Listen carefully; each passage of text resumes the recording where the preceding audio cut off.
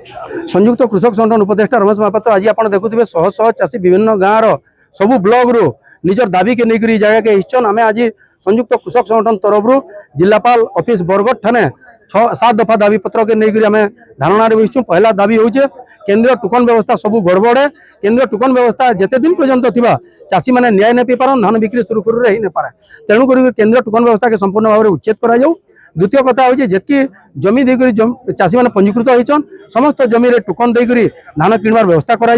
3 number हूँ प्रत्येक मंडी में दलाल मैंने सक्रिय होचन दलाल मुक्त एवं बिना कोटनी छटनी धान किणा बिका व्यवस्था कर। जेन जेन मंडी में धान पड़ी बर्तमान 7 लाख पैकेट धान पड़ी विभिन्न मंडी में से समस्त धान तुरंत घिनार व्यवस्था कर। वर्षा सीजन है तेणुक जे मंडी के धान धरिक रोचे तार 48 घंटा भितर धान घिनार व्यवस्था करूँ।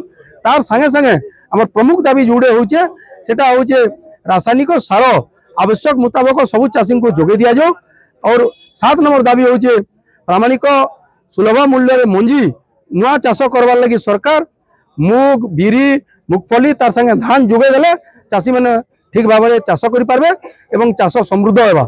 जदि आम दाबी पूरण ना होगा ये आंदोलन चली आंदोलन आहरी दुर्बार होगा आंदोलन पचके नहीं हटे।